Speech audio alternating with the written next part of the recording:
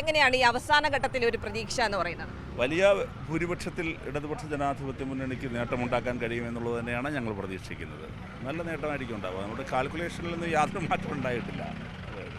ഈ എക്സിറ്റ് പോളുകളിൽ എന്തെങ്കിലും തരത്തിലുള്ള ആശങ്കകളുണ്ടോ? എക്സിറ്റ് പോളുകളിൽ ഒരു ആശങ്കയില്ല. എക്സിറ്റ് പോളുകളെ സംബന്ധിച്ചിടത്തോളം പഠിക്കുന്ന ഏജൻസികളുടെ ശാസ്ത്രീയതയുടെ പ്രശ്നമുണ്ട്, ക്രെഡിബിലിറ്റിയുടെ പ്രശ്നമുണ്ട്, മാധ്യമ സ്ഥാപനത്തിൻ്റെ രാഷ്ട്രീയ നിലപാടിൻ്റെ പ്രശ്നമുണ്ട്. പലപ്പോഴും എക്സിറ്റ് പോളുകൾ ഞങ്ങൾക്ക് അനുകൂലമായി വന്നപ്പോഴും ഈ പ്രതികൂലമായി വന്നപ്പോഴും അതിനെ ഞങ്ങൾ നെവർ മൈൻഡിലാണ് കണ്ടിട്ടുള്ളത്. അതിനൊരു വലിയ പ്രാധാന്യത്തോടെയല്ല ഒരിക്കലും കണ്ടിട്ടുള്ളത്.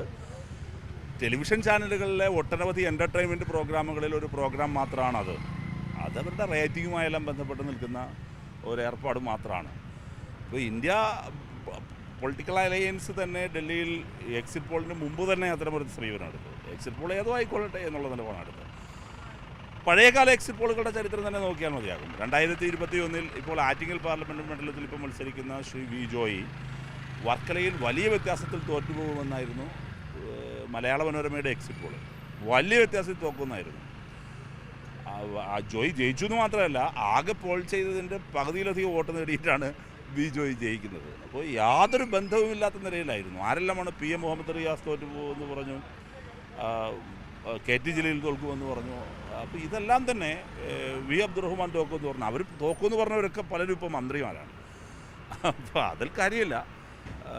ഈ പറഞ്ഞ എല്ലാ ഘടകങ്ങളും അതിനകത്ത് വർക്കൗട്ട് ചെയ്യും. ഞങ്ങളെ സംബന്ധിച്ചിടത്തോളം ഞങ്ങൾക്ക് ഒരു ഇടനിലക്കാരുമില്ലാതെ ജനങ്ങളോടാണ് ഞങ്ങൾ ഇടപെട്ടിട്ടുള്ളത്.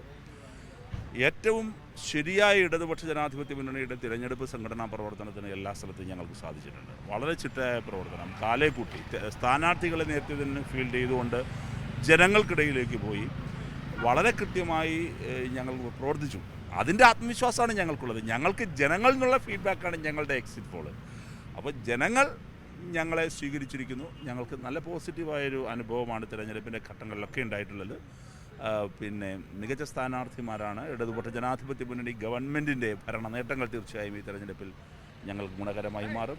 ആറ്റിങ്ങൽ ലോക്സഭാ മണ്ഡലത്തിലാണെങ്കിൽ നിലവിൽ സിറ്റിംഗ് MPക്കെതിരെയും ഈ പറഞ്ഞ ഘടകങ്ങൾക്കെല്ലാം പുറമെ സിറ്റിംഗ് MPക്കെതിരെയും ശക്തമായ വികാരം ആഞ്ഞടിക്കുമെന്ന കാര്യത്തിൽ സംശയമില്ല.